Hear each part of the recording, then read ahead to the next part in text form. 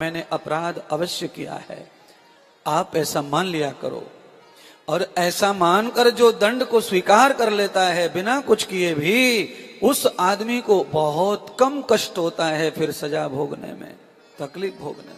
और जो आदमी ये सोचता रहता भाई मैंने तो किया ही नहीं, फिर मैं क्यों भोगूं, और ये मेरे साथ क्यों हुआ, और भगवान अंधा हो गया है, भगवान को दिखता नहीं क्या, तो फिर आदमी दुखी रहता है, बहुत ज्यादा दुखी, और रोता रहेगा, बिलखता रहेगा, और संकट बढ़ेगा पर कम नहीं होगा। संकट को कम करने का मतलब है उसे स्वीकार कर लो, दुख को कम करने का मतलब है उसे स्वीकार कर लो, और उसे किसी न किसी जन्म का फल मांग लो, मान लो, तो आप बहुत जल्दी उससे मुक्त हो जाएंगे और आपको उस दुख को भोगने में कष्ट भी नहीं होगा।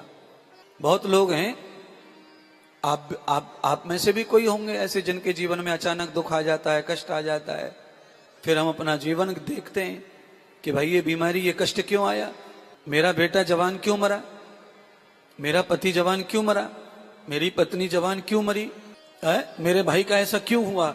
तो हम सब लोगों के सवाल होते हैं, और उन सवालों को जब हम जीवन में दोहराते, मन में सोचते हैं, तो हम ये भी सोचते हैं कि हमने तो कभी किसी का कुछ नहीं बिगाड़ा, कभी हमने तो कोई ऐसा गलत काम नहीं किया, हमने तो गाय नहीं काटी, तो हमारा अकेलौता बेटा कैसे मर गया, हम कैसे निपुते हो गए।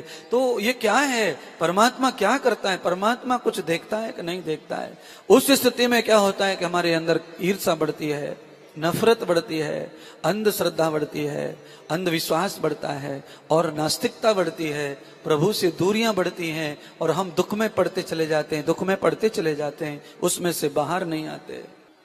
और उसी दुख में से बाहर आने के लिए एक सुंदर सा नियोजन है। आप अपने जन्म जन्मों का परिणाम मान लो कि मैंने अपने बेटे को कभी न कभी ऐसे ही धोखा दिया होगा, आज वो मुझे धोखा दे के गया, बदला चुक गया, इसमें मेरा ही कोई पाप है, ऐसा सोच लो। आप अपने बेटे के मरने का भी दुख उसी दिन भूल जाएंगे और एक अच्छा जीवन शुरू हो जाएगा।